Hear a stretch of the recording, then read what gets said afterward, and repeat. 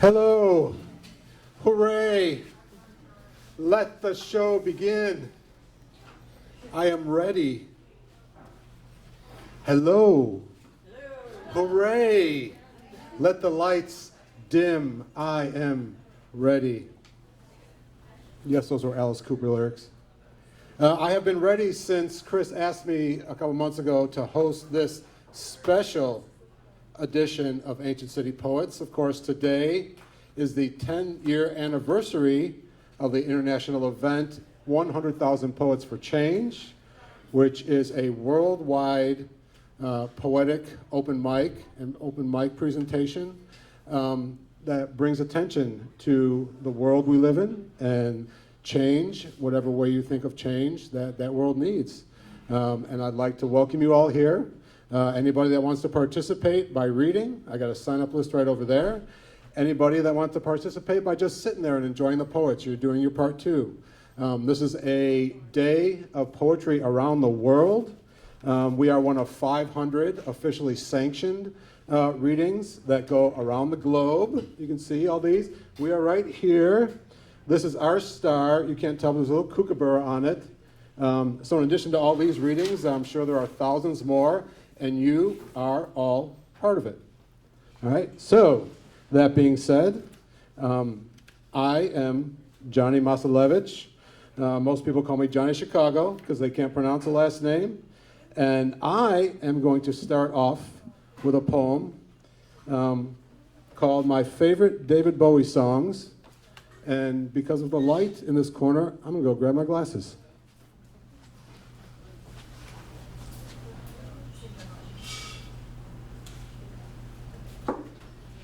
My favorite David Bowie songs.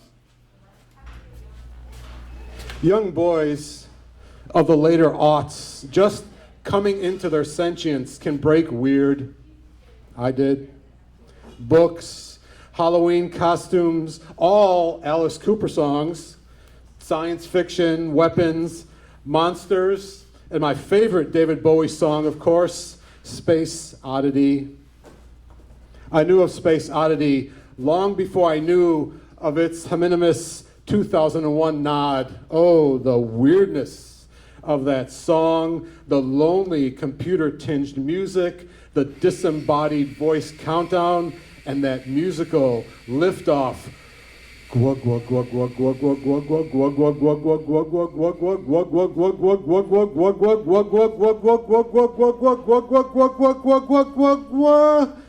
And those horrifying bathoscopic video shots and sequences, and the communication of that song, the direct communication, the dialogue. This is ground control to Major Tom. This young boy in his later aughts broke for the direct communication, the conversation, the sung dramatization of interpersonal communication, always did, always would for the song sung. ELO's Hello, How Are You? Jim Croce's Forlorn Pleas to the Operator. Decades later and unashamed, Creed's Hello, My Friend, We Meet Again. Even that doomed discussion between the major and ground control. The song spoke to me at that age when everything was me. And then my heart was growing. I knew of Bowie's song Heroes before knowing the context of the song. I know of the chugging bounce of the music, the singing voice, both a plea and a proclamation at an age when my heart was growing, my world scope was growing. My favorite Bowie song then became Heroes.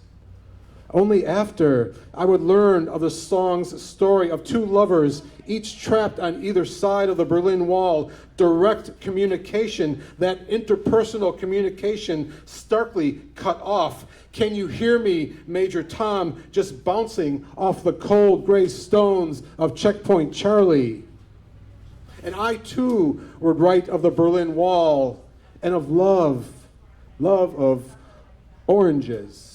It was a poem titled The Orange Run and told of how when the wall came down, there was a flood of formerly East Germans buying up all the oranges in formerly West German supermarkets as that fruit hadn't been available on their side of the wall for years. So, here's me and this guy, David Bowie, writing about the same things. Great minds, no. There was a time when I felt he was writing directly to me, me, at a time when I too was writing of spaceships and scary monsters and super creeps. And then my heart grew and I wrote of things greater than myself, and so did he, and now look at us, writing about the same thing, just two old chums scribbling out our hearts. That's gotta be some direct communication. This is ground control to me. Nay, this is me to ground control to you, David Bowie.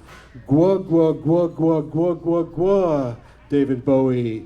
Gwa, gwa, gwa, gwa, indeed.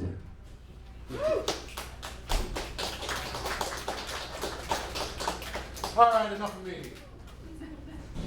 All right, the next person on our list, who signed up as 3, but she's gonna be 2.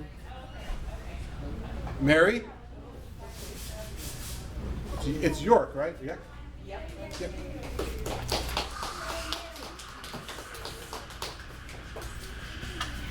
Thank you. Sure.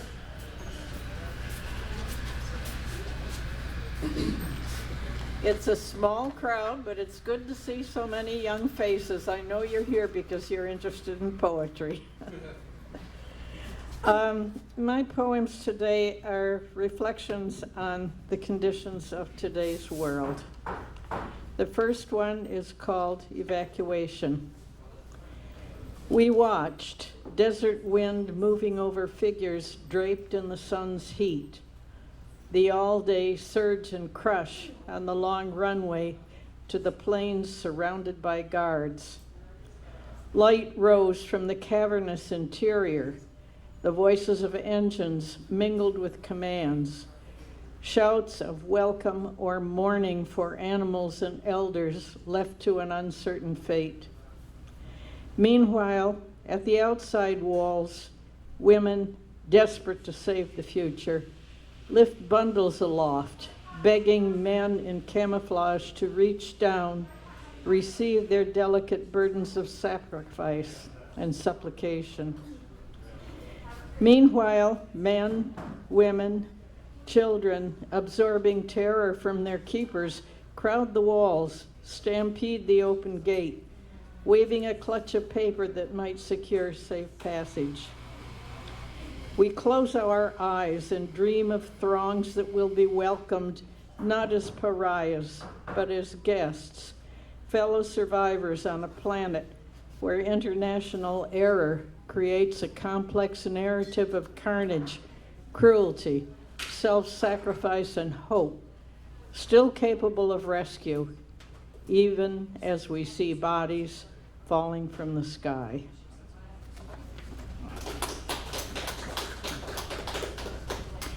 And the second poem is Worlds on Fire.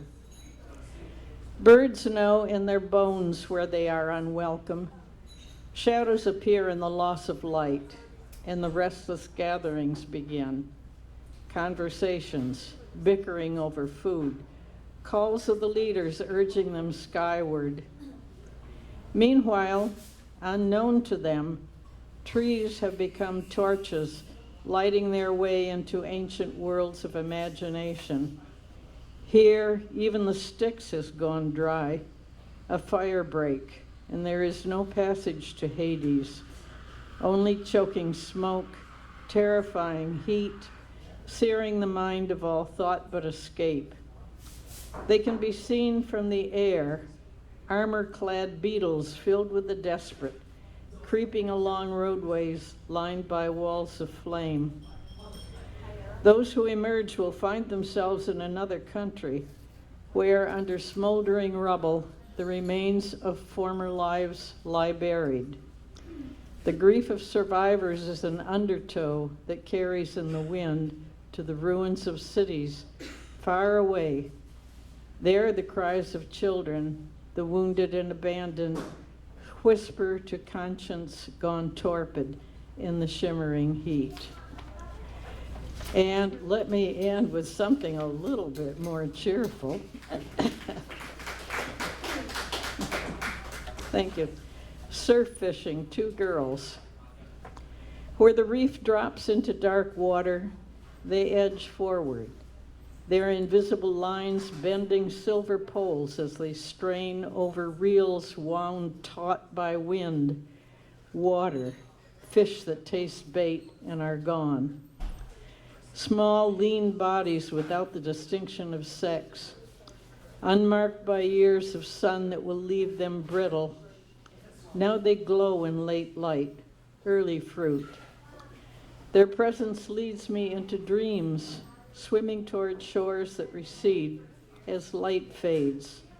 Then sunrise, air freshets, jasmine-scented coastlines that expand to embrace a fusion of greens, the taste of limes.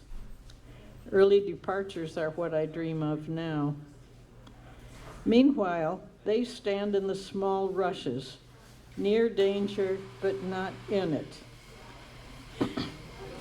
Hair fragile as fern, wind-threaded, woven through lashes, wrapped around faces, features delicate as the shells of small birds. Thank you.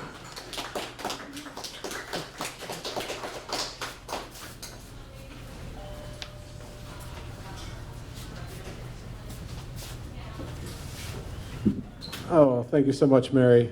And it might be a small crowd here, but once again, we've got a worldwide crowd, so we're all connected. I want to bring up Pat Conover.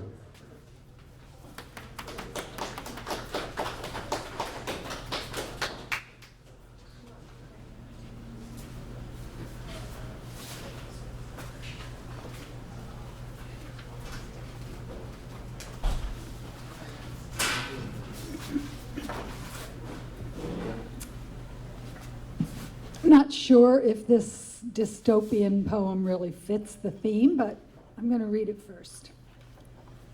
It was the mood I was in. It's called Before.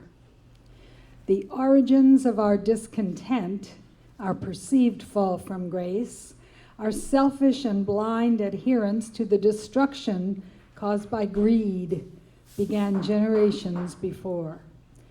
Before the glorification of riches, before the inventions changing lives, when humans chose to claim the right to more than, better than, richer than, entitled to loot and squander, equating circumstances of birth with omnipotence, creating myths to reinforce status, inventing a system to kneel on the necks and tamp down the dreams of dissenters, marginalized, and sages. Always taking more than needed, little by little plundering earth, sacrificing the indigenous and the poor, violating and cheating and destroying with thoughts only of their own gain. Reinforcing entitlement as a birthright, taking, hating, using, and abusing until our planet and her masses lost viability and survival. Sustainability, a concept no longer. The earth, depleting, raged against man. All species, innocents among them, laid bare to the forces of an angry world. Floods, fires, storms, warming, quakes, winds, all her warnings and throes. And still man denied, and still man warred, and regrouped into narrow-focused tribes as the human scourge was decimated little by little. And existence was reshaped and hardened, but still stratified into haves and have-nots. Survival became difficult, yet paramount, and every baby born a symbol of renewal, tied to the promise of a rising phoenix who smites the babes of other tribes until the source of life is extinguished.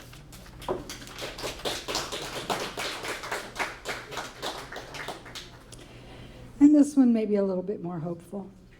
Not sure. It's called Soul Survival 2021. There are days when calling forth beauty and love is the only rational antidote to ricocheting hate and fear. Smells and sounds of surf on an early morning walk, a new grandbaby Nora, Edvard Munch's Madonna, stars outside the balcony, mating geckos on the walkway, hugging an old friend, snuggling with the cat, children's laughter on the playground, the last time I saw Bruce. Recalling favorite books, a bee on the bottlebrush tree, gentle rain at sunset, soul survival serendipities in this time of abominations are the grounding and our hopes for change.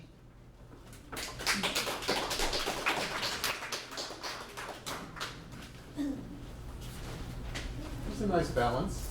Very appropriate. Thank you, Pat. Lauren. Ladies and gentlemen, Lauren Tivey.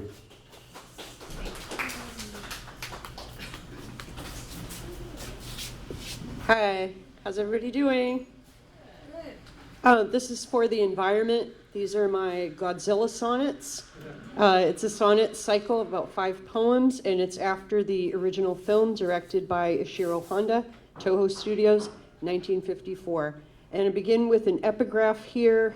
Now I am become death, the destroyer of worlds. Of course, that's J. Robert Oppenheimer, citing the Bhagavad Gita after the first successful atomic bomb detonation of the Manhattan Project, July 16th, 1945. 1. Nuclear baby. 9 years after a grim Hiroshima, Nagasaki, a monster's cruel, swift rise from the deep sea, saurian Gohira, full of wrath, with harsh, radiating eyes. He spits his toxic breath, an atomic mist melting humans to neat skeletons, while his great many-clawed feet stomp and kick at cars, buildings, people. Not even guns or tanks will stop his fierce devastation. The Japanese scream and flee like mad ants through fires, falling debris, explosions, broken bodies sprawled behind the mutant. And then, instead of their hatred and scorn, empathy for the fiend, so evilly born.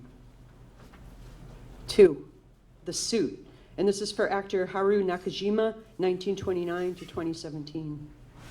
An amalgamation of dinosaurs and King Kong, latex printed charcoal gray on chicken wire, bamboo, weighing more than 220 pounds. One day, the actor faints on set amid big fuss with dehydration sapping energy. Stagehands rush to remove the apparatus, his sweaty head revealed to the mean sky.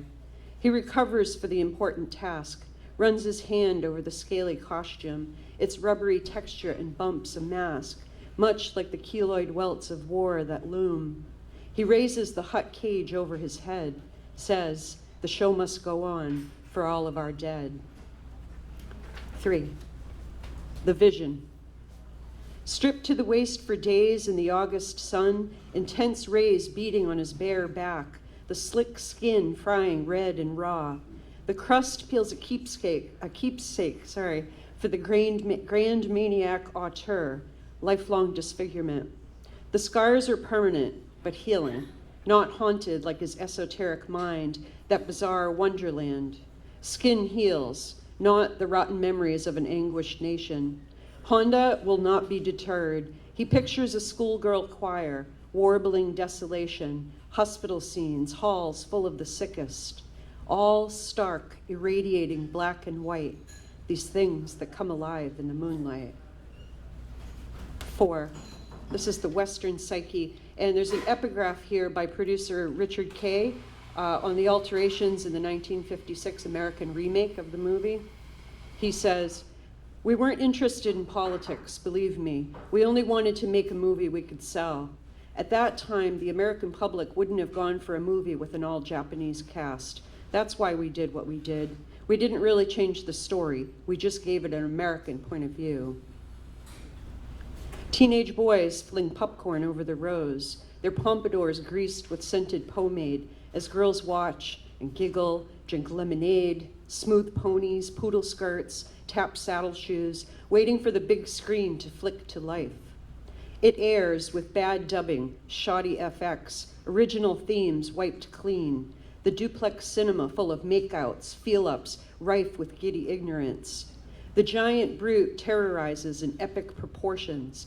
Box offices tally takings with glee. New York, opening weekend, what a hoot. Grossing a cool $2 million, a 50s fortune, no guilt here in the land of the carefree. 5. This is Godzilla's curse, and there's an epigraph here from The Tempest. Act 1, Scene 2, Caliban says to Prospero and Miranda, "As wicked dew as ever my mother brushed with raven's feather from unwholesome fen, drop on you both. A southwest blow on ye and blister ye all over." So Godzilla's curse. What soul wakes me from my ancient slumber? On the ocean floor I dreamed for ages, secure in the dark, disencumbered from the weight of sentience, now enraged. Your era is an illness, I can see. The water's sick, fish floating, the air foul, stench and disease, and you dare disturb me? Leviathan, I rise with roaring howl to rain fury on the earth and mankind. May you drown in waves of terrible force, from powerful hydrogen blasts go blind, and through it all I will show no remorse. I will annihilate and rout and kill, for in your error you gave me free will. That's it. Thank you.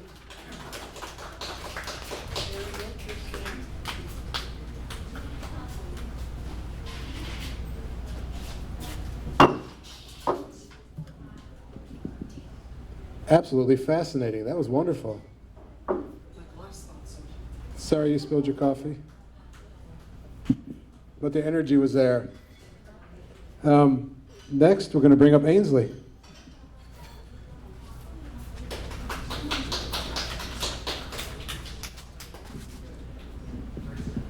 Hello. The microphone keeps getting brought down lower and lower.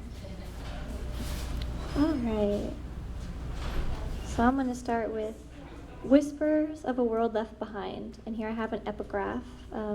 We are history. Everything we've ever been on the way to becoming us, we still are. And that's from Terry Pratchett. So Whispers of a World Left Behind. 1. The fish that dream of skyscrapers wake up and gaze out their crystal prison of the sea, longing and telling their squirming children that they will feel the sand under their feet someday, as long as they keep their eyes on the sun. The first breath of air tastes like salted tears as underdeveloped lungs unfold their edges, smoothing in the swelled chests of those fish who do not call themselves fish anymore. They are the architects of a new empire. 2. By the time they sculpted out the wet clay of the landscape and broke the line of the horizon to make themselves a shrine, the pioneers had forgotten their old life beneath the tides, staring out from the soft hills of waves making the sky a mosaic. They look out at the ocean now from the other side of the glass, their lungs burning with the familiar but unexplained longing that they can only breathe out through stories of an ancient god living in a coral palace and brewing storms out of seawater, stories of beauty herself taking shape inside the ocean's womb. Gazing upon the glittering water, they have visions of growing their own fins and joining the fishes' parades. They crush their ancestors' bones in the dirt beneath their toes. 3. There is something in the deep, older than what we have built, wrapped in weighted darkness, where the sun cannot see and the moon cannot touch. Even as the waves above it shift, it remains unchanged beneath everything we can understand, and it wonders what happened to the dreamers who drifted up to reach the sea's surface and never returned to tell what they found out there. 4. The ocean feels like home in my hands, even when it pulls me too far away from the world it doesn't understand, the only one I know how to live in. There is an abyss inside its heart, and no one knows how to fill it. I read once we now know more about other planets than our own. The bottom of the ocean remains a mystery we forgot to solve. I think there is a guilt somewhere woven into our air-breathing lungs. There must be 100 of us here, watching the sun sink into the waves, trying to count all the colors it creates. When the show is over, I will leave and try to find the time to come back, because when I step out of the sea, I check to see if something is missing.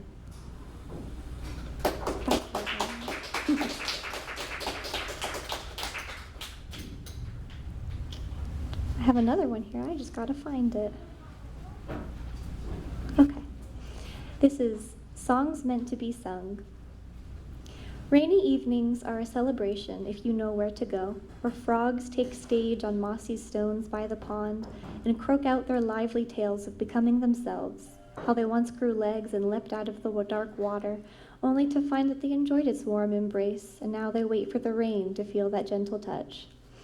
They sing out to the fish in the pond who know never to leave, and they sing to the newest generation of tadpoles who hear their stories without listening, gazing into the swirling air, and secretly planning how they will learn to taste it. When the next rainy day comes around, the freshly formed frogs will climb up on the rocks to sing of lost love with dry lungs like their parents, but no one who hears will mourn because they know the nature of a frog's life is to change and to regret, so that the rain will have a song to fall beside. Thank you.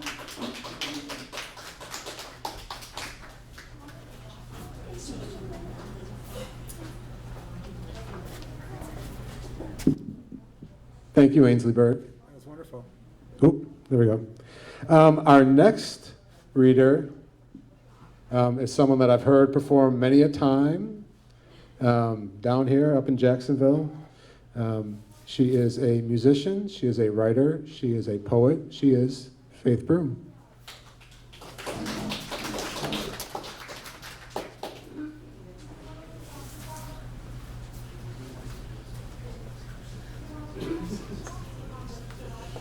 Hi, everybody. So, first of all, I've been an educator for the last 10 years. And so, for 1,000 Poets for Change and the idea of needing change in our world, I like to write about schools. So, the first one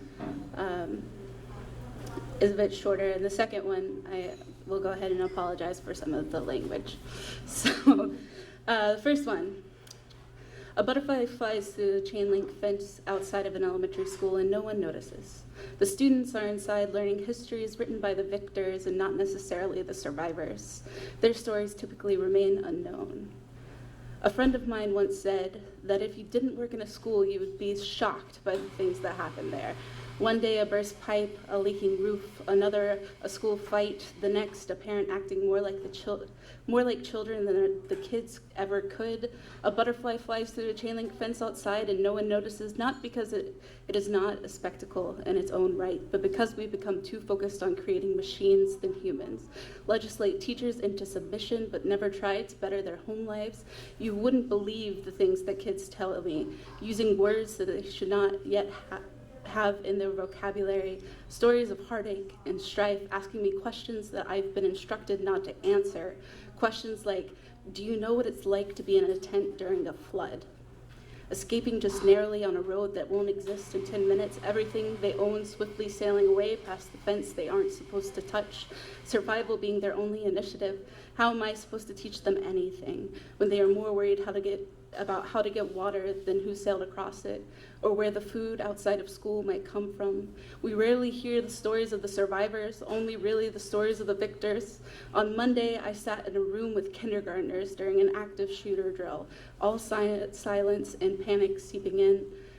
On the table sat pictures of Santa Claus and lists of dreams their parents can't afford to manifest.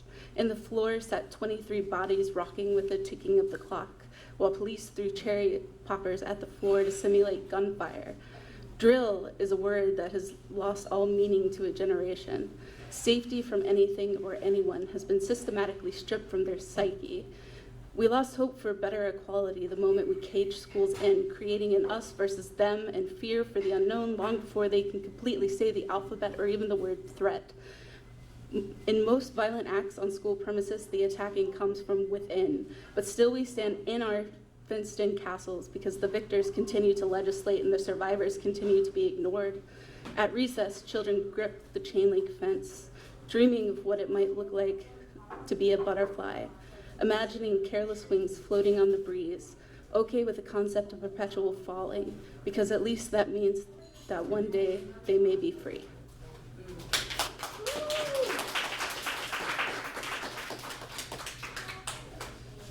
All right, so that's the first one. And then this second one, I wrote, and I apologize for some of the language ahead of time. I wrote actually for Carrie Foster, who is here today. I love you too. And this was my submission for 100 Poets for Change about 3 years ago. It's been a while since I've read it. But it's called 10 True Stories or Fuck Jessup. So, 1, you'll remember the first time in your adult life that you heard the N-word being said by a man who was neither black nor on a screen. He was in your kitchen, fixing the fridge that went out in the first week of living there and giving you directions to a must-eat restaurant. It started casual and ended with, but be careful, because you've got to drive through N-word town to get there. You move to your feet. Panic setting in, he turns, continues speaking, but the only thing you notice is him patting the gun that he keeps in his front pocket of his work apron. When he leaves, you lock all the doors and wonder where the hell you just moved to. Later that week, you will find the same man levitating one of your students just inches off the ground, a magician whose rallying cry is screaming "boy" loud enough to gather the masses. You won't remember the next 2 minutes, but you'll remember the image of him pointing the gun at you, saying it wouldn't be worth wasting ammo on a white apologist and a black piece of shit. When the man finally walks away, you turn to your student, ask if he is okay, ask if we need to call the police. The only response you get is "thank you." But please be careful, they're not all that calm. 2, a year later, you are driving home from work. See a girl in shreds of clothes, half running in the ditch, tears and blood dripping out of her in a dance of despair. No amount of training prepares you for the moment a student tells you that they've been raped. No one warned you that when you take her to the police station, the officers will laugh at you, ask why you were so upset, tell you that she was probably making it all up, asks what she was actually wearing, and tells the other that they could fuck the tomboy out of her if given the chance. No amount of meditation could keep you from cussing out that officer who tells you to calm down through his chuckles, threatens to arrest you if you don't leave, and then puts that 13-year-old girl in a room alone. 3, in the waiting room of a pediatrician's office, you and your friend over here, 2 women sitting by the only exit, trapping every soul into this uncomfortable coffin of a lounge. One saying, "Not all black people are bad," but when they walk by your house and cut their eyes at you, you feel like you're being warned. And you look at your friend and say loudly, "Hey, welcome. Apparently this is the place where no one has a filter and the racism is overt." Her response, "Oh honey, didn't you know, they recently got much better at hiding their cross-burning parties." And you realize that in the last 3 years, you have steadily become I, because I cannot continue to dissociate from this bullshit anymore. I say louder, I really wish we could all just openly agree on how much of a bigoted asswipe they've turned out to be. I feel so fucking sorry for their children. And then I was asked to leave. 4, what do you do when an entire community is threatening your excommunication? Like 5, another flash of a KKK membership card in Walmart. 6, another keyed car. 7, a letter in your mailbox asking your intentions to leave. 8, another parent demanding that you step down from your position because of a boy. Just discovering they could choose their own pronouns, no longer wanted to be called Jimmy. Excited to audition for Color Guard in a place that didn't accept their kind. They showed up on the first day of auditions with the fiercest cat eye the city has ever been graced with. They decided to wear, They showed up on the first day of auditions with the fiercest cat eye that the city has ever been graced with, but on the second day, they decided to wear nothing more than hot pink lipstick so that everyone could see the blood-soaked starry night left on them after trying to walk home alone. Cuts raw and weeping, but the eyes too steadfast to show any weakness.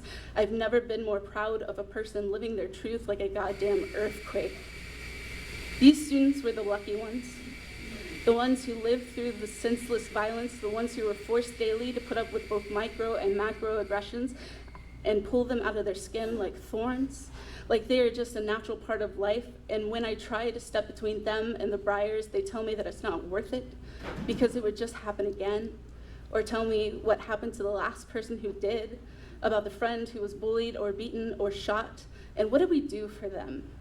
We held vigils in their honor, bowed our heads and gave a second or a minute to each and every victim, just long enough that we glance around guiltily, trying to find another to make eye contact with, feeling like children in church, searching for other kindred spirits who believe that these thoughts and prayers will never change anything, that the hope for a better future will never come to these.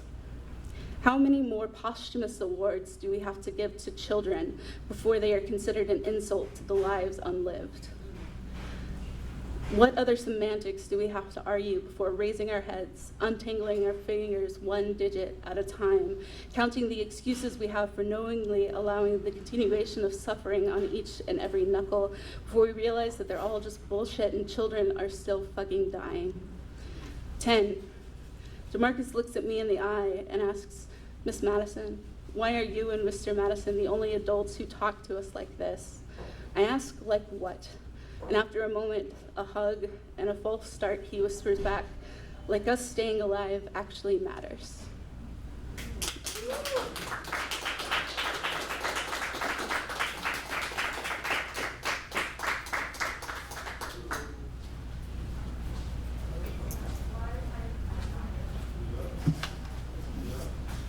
Thank you, Faith. Powerful stuff. Needs powerful change. We're getting towards the end of our list. If there's anybody else that wants to sign up and perform, please let me know if there's anyone that wants to come back up, because we've got the space for a little while longer. And speaking of the space, make sure we give a big thank you to Kookaburra for having us here for the second or third month in a row. Tip your waiters, tip your waitresses, and thank you to Clay for setting up all the audio-visual material. This stuff will be posted online, right? Yeah, and I'll find out exactly where so you can see yourself on video reading poetry. All right, Andrea? Ladies and gentlemen, Andrea Giovanni.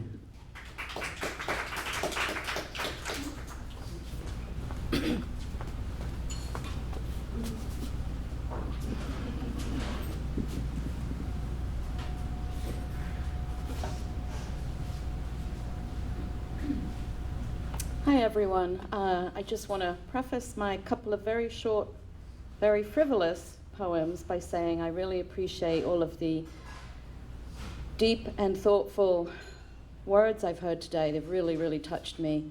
And I want you to know that because my poems are very light and fluffy and frivolous in this crazy time we live in, that I really do appreciate everything I've heard today. And I feel it, I've experienced it, and so please don't think I'm making light. I feel almost like I don't want to do these right now, but in these serious times, we need some lightheartedness. And if any of you have heard my poems before, I'm kind of known for that. So my first one is called A T-Shirt on a Girl Today. A T-shirt on a girl today said, what I wish I had known long ago, when it was their way or the highway, and it was not polite to say no, when you had to shut up and put up with whatever was on your plate, be it Brussels sprouts or lima beans or that creepy secret date. When you got passed over at sports because you were chubby and not fast. When even your teachers shunned you because their team came first, not last. When that promotion you had earnestly strived for, and for which you were rightly next in line, went to some unexperienced schmoozy guy who never even got to work on time. When your job was only as secure as your cleavage or the length of your dress, and the do not disturb sign on the door as the boss elicits a kiss under duress. I love the optimism of this little girl of hope, whose life is in a world that's on her side, where people will throw her a length of rope, with which to pull her up, not to strangle her pride, What did her t-shirt say to portray all of this change? Girls can't what? That's now my mantra, even at my ripe age. So that was for Hope. This one is just really fluffy. It is called Mistaken Identity. I smile at you. You smile right back. You must have indigestion. A hunk like you cannot possibly be sharing my mental romantic suggestions. You are hot. I have hot flashes. There's no way that we are a match.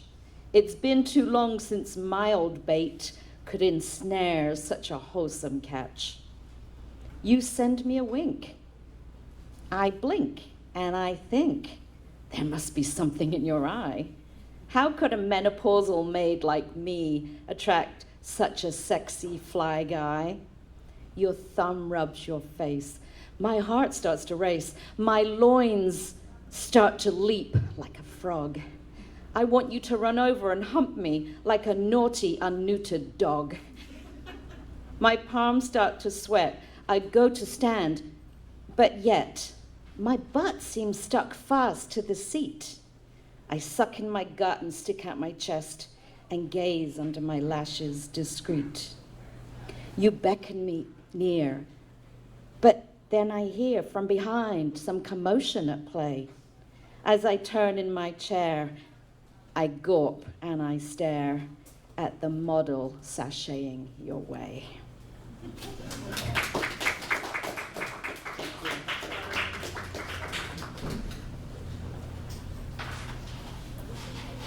Well, not frivolous, first of all.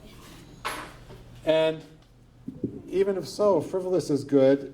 It's less the subject matter and more the energy and the sincerity. And that's what we're all sending out today. So thank you so much. Okay. All right, so this next reader. In addition to me writing poems about David Bowie, I am also the mastermind behind Happy Taper Press, which is a small artisan press in Jacksonville, actually in my home office. I produce the award-winning Happy Taper zine, and I also publish the work of local poets. And I found one a few years ago, and she gave me a packet of poetry, and it was absolutely fantastic. And we did argue a bit about font size. But then we came to an agreement, and now her book is in numerous stores in Jacksonville and in Chicago and in New York, and I have shipped it around the globe, and hopefully I will see her on Art Walk night, because we're going to have a table at Art Walk. We're inviting all the authors, all the Happy Taper authors, to come by and make an appearance and take some pictures. But enough of me talking. Not only is she also an educator and a musician and a writer and a poet, but she's been a great, great friend of me for years and years and years. Ladies and gentlemen, Carrie Foster.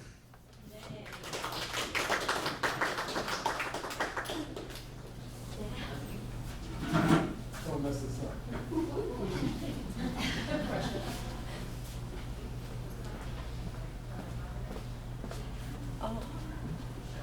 I think that was one of the nicest intros I've ever had. How much did you pay him? No comment. I let him raid all of my antiques to put on Amazon. That's what I paid him. So thank you for that intro. I am Carrie Foster. This is my first time coming out to the readings in St. Augustine, and I'm very grateful to have been invited. I actually haven't performed on a mic in a minute, so hello. I'm just gonna, I'm gonna hide over here. So I am gonna read a poem about being on the subway in New York City a couple years back during the last presidential administration. And it was just a moment. I'll read this poem. It's called El Paisano, which is just to set the imagery up. If you've ever seen the Mexican, the style of wearing the like really pointy toe cowboy boots and like the head to toe mariachi like blinged out. So this dude just scolding me like a mom, basically. El Paisano. El Paisano sits across the subway car from us. The tapered toes of his caballero boots pointed to the heavens. He is holding space for the displaced man who also sits with us, down seat and downstream and tucked in the corner in a shelter of garbage bags. It is too easy for me to accept this condition as normal. He has no shoes on at all. The train carries us underground. We avoid eye contact with anyone in particular, staring at the middle distance blurring past and through the plexiglass windows. The concrete blooms in colors and fades back to gray in an unpredictable cycle. I'm thinking about everything. In this city, we can feel the millions charging through the data grid above us, the currency exchange that we can only hope to gain the discarded pocket change from, hungry tongues and hats in hand for table scraps.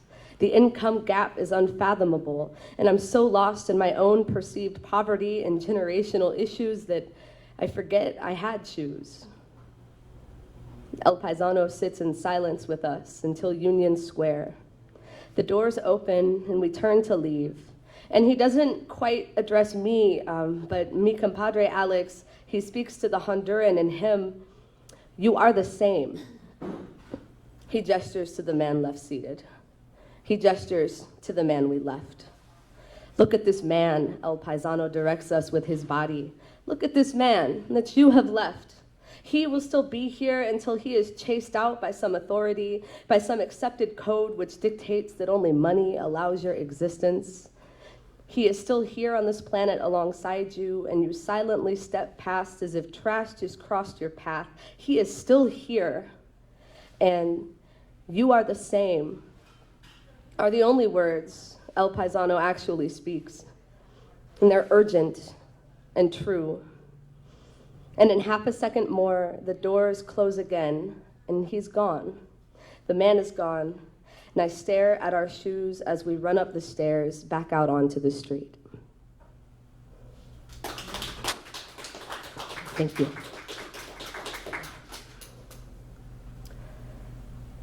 So reflecting on the theme of today's event, with the poets writing for a change and thinking of the effect we can have on the world, I was reflecting on just the act of seeing the people around us, even when they are somebody that your mind would just naturally bounce you on past, somebody that you can't help, somebody that you're not responsible for, but simply the act of stopping and seeing and acknowledging the existence of the people that share the planet with us.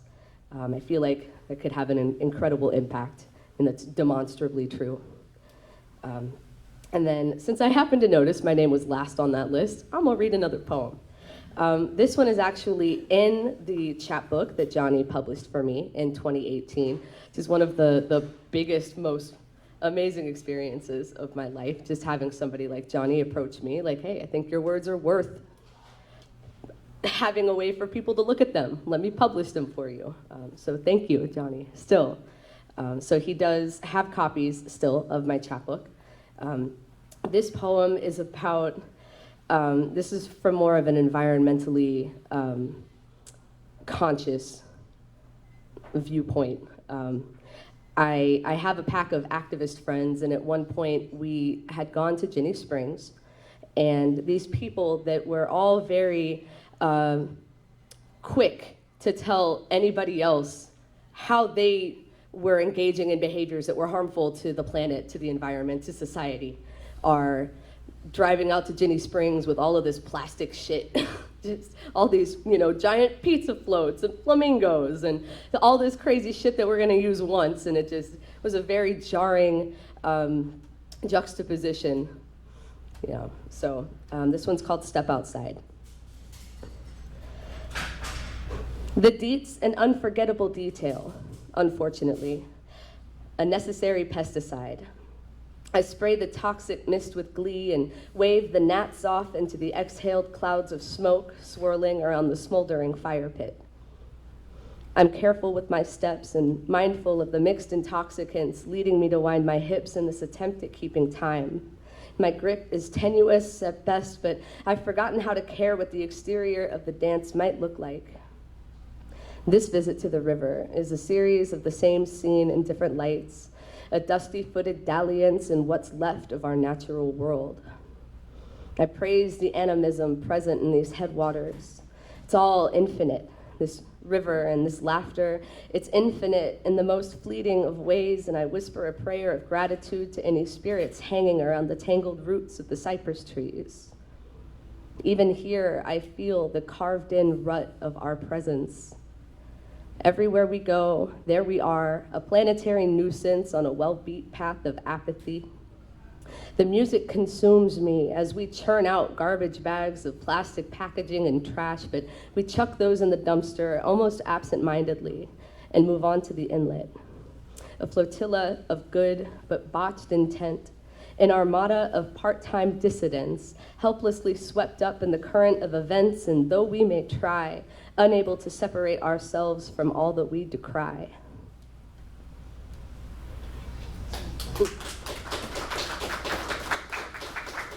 And something I just remembered when reading that poem is I wrote that poem because Johnny gave me a poem challenge where he'll just randomly drop into your inbox and be like, here's 3 words, write a poem. It's a very productive challenge. So decry was one of the words. It's how the fuck do I put decry in a poem? But now it's one of the lines I'm more proud of. So, but thank you all very much. Yeah.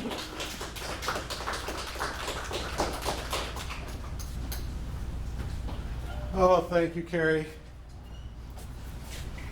And she's right. She was the last name on that sign-up list, which means now it's 3 hours of me. Yeah. No, there is some business I want to mention. The videos that we are taking of ourselves right now will be uploaded to the Ancient City Poets YouTube channel in a week, it says here. I guess it takes a little bit of a process to get them up there. Also, Chris wanted me to mention that our next reading here is going to be on Halloween. The last Sunday of October is Halloween. If you wear a costume, there will be prizes of local artist books, maybe even Carrie's book, for best costume, scariest costume, creative costume, et cetera, et cetera, et cetera. And with that being said, I would like to do one more poem of my own. Change is good. Dealing with change is good. But sometimes you just got to escape. This is called The Stream Beside Which We Stand, or the stream flowing through our yard. Location, location, location. And a small flowing stream incised into a northern deciduous leaf-littered forest floor must include sassafras and sumac, second choice pine forest floor. Nothing ostentatious. In fact, the more innocuous the better, the smaller the better, to a point about 8 inches at the least. Natural bottom, of course, sand or gravel or river rock or shale. Oh, a bottom stream bed of gunmetal shale. Sharp, distinct banks jagged and asymmetrical, but so sharp a surgical gash incised into a northern deciduous leaf-littered forest floor must include sassafras and sumac, second choice pine forest floor. Edges incised, perhaps a tiny vertical cliff just a few inches in height, and clear, thin ice clear to the bottom, free of murk, absolutely no murk, subsequently no lurk, absolutely no lurk allowed in the stream beside which we stand, or the stream flowing through our yard. Deep, just enough for the vertebrates' passage, fish, amphibi, reptiles, and 2, the exoskeleton, the insect larva, crustaceans. I bend a wire coat hanger into a diamond shape, stretch a nylon stocking over the diamond frame, sieve the critters up from the water, but only long enough to observe them and give them names. It's Schrodinger's paradox in my homemade sieve. Drop a leaf into the stream. Drop a concave leaf. Sit a June bug in it for the ride. Watch it turn eddy-like downstream. Watch its shadow dance downstream, down the stream bed. Oh, down the stream bed of gunmetal shale. You like that poetic resonance?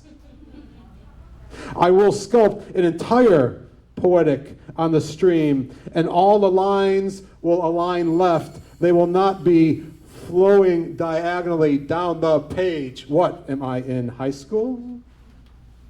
Once we will hike upstream to the source. We will hike upstream to find the source. Well, why the hell not? If given the chance, who would not want to discover the source of their stream, crustaceans and jagged cliff edges and all, the source of the flooding, for all streams can flood. All streams can breach their banks, spill over, flood, destroy, carry away, sweep away. All streams can escape their stream beds. All streams can escape the stream beside which we stand, or the stream flowing through our yard can overrun its banks. With wooden planks, we have built an escape raft in our basement. The escape raft is packed. Now, according to the topography within eyeball range, we will escape downstream north, then slightly eastward, then after that, who can tell? Thank you. Thank you all for coming out. We'll see you next month. Bye-bye.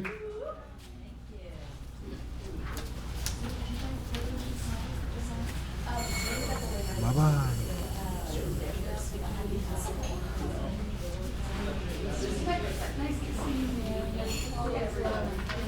Thank you so much.